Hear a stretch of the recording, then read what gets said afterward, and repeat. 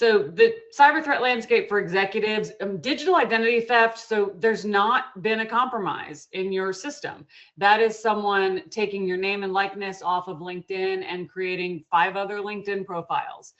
Or they're taking your name and likeness off of your company website and they're creating another email that looks just like your work email, except it's 1 letter off. And many of us work off of our phones. So if you get an email from a partner at your law firm, the CFO, or someone else in the C-suite of your organization, it looks like their email. You're going to, answer it, open that, maybe even open an attachment.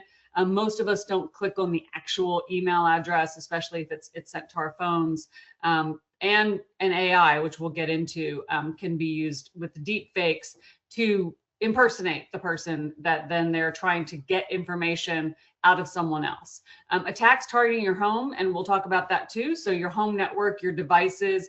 I have so many executives. I do a lot of presentations and a lot of work with executives who tell me they're not on any social media, but their families are, their charities are. So, for example, someone who is a chair of a large charity gala, that gala is probably all over social media promoting who was their chair and thanking them, and some of the attendees that might be there. And threat actors will use that information that might be a high net worth individual, and they'll figure out where they work and create false identities and then use those. And then the home networks as well, the threat actors will get in through smart devices to try to get to your personal information.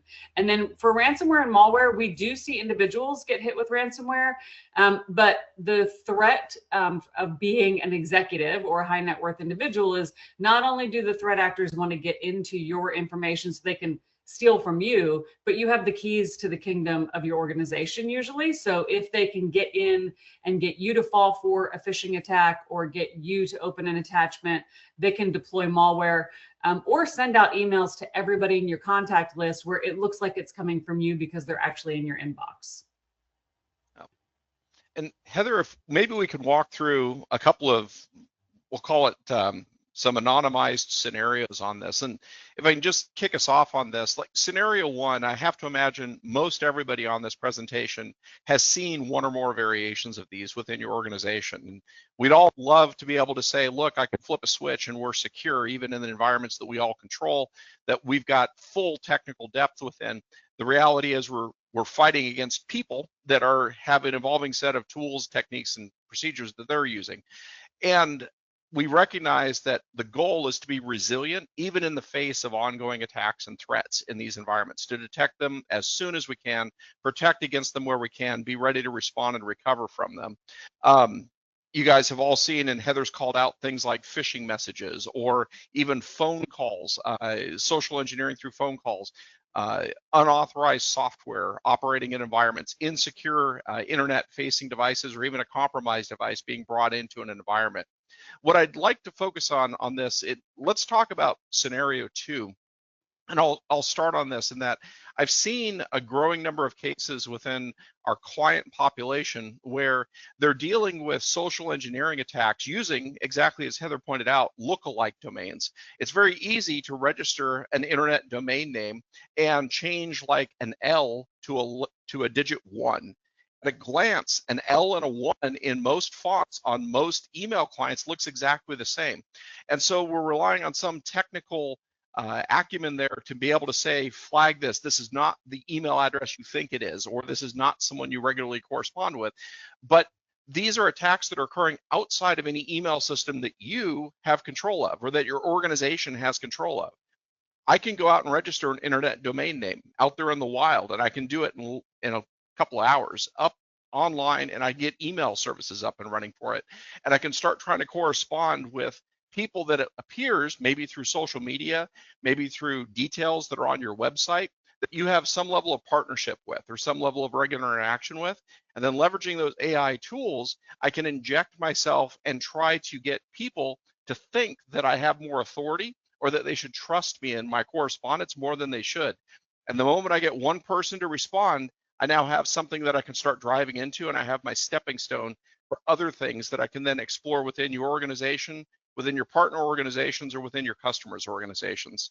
There, I don't mean to put you on the spot, but do you have like some recent examples where you could share you've seen situations like that where there is a threat actor that didn't actually compromise the environment, but they're working around the environment from a social engineering perspective? Yeah, absolutely. So they'll, the fake LinkedIn profiles, and we're seeing a lot of fake job postings or interest. And if someone gets a LinkedIn message and they click on the profile, and this is the CTO or the CFO of an organization, and it's like, hey, I saw your post, and they'll specifically call out a post that you made, or maybe you posted a white paper on LinkedIn, and you would be perfect for our team. Click this link for you to find out more information about the opportunity. And of course, it's not that person from that organization that is messaging you, but now I've clicked on this link, and maybe I clicked on it from my work computer. And it's, it's not like the movies where a skull and crossbones pops up and tells you you've been hacked.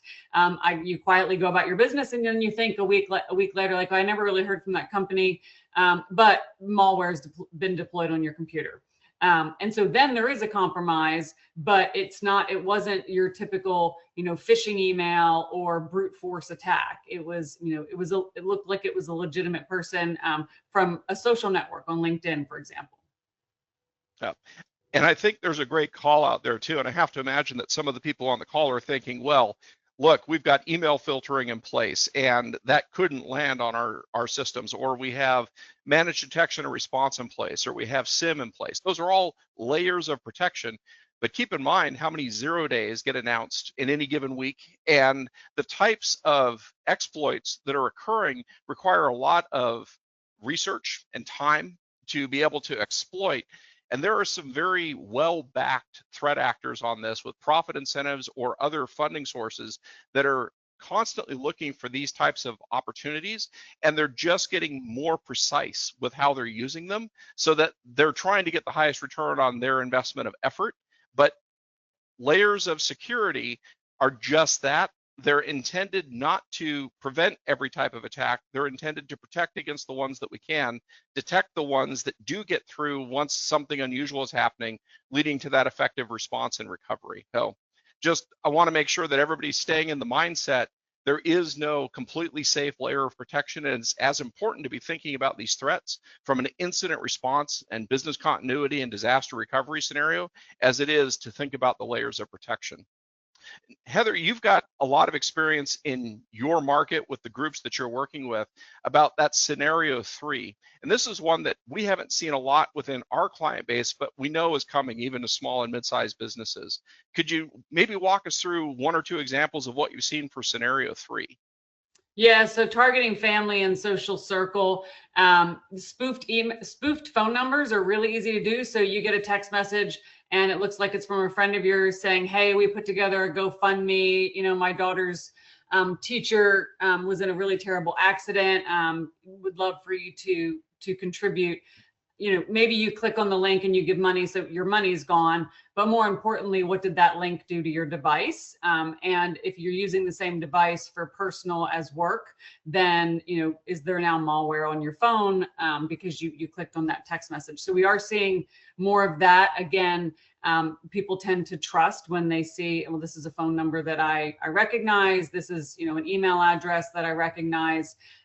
We had a case where a high net worth individual got an email. It looked like it was from his daughter's school. Of course, one of the letters was off, just like Chad had mentioned. And because the school had posted so much online about, like, they had their teachers' pictures online, they had fundraisers. So it named the school, it named the art teacher. It talked about the art teacher having leukemia. And again, it was a fundraising link, which for this executive, he was out whatever, $500, but it did deploy malware through his organization. It was caught pretty early because, as Chad says, if you've got endpoint detection response, it's going to catch it. But sometimes it doesn't always stop it because, unfortunately, in many organizations, the executive team are allowed to not have the same sort of controls as the rest of the company, unfortunately. And we do see that a lot, where they've basically pressured IT to remove that. I don't want to have to log in 5 times just to check my email. And the threat actors know that as well.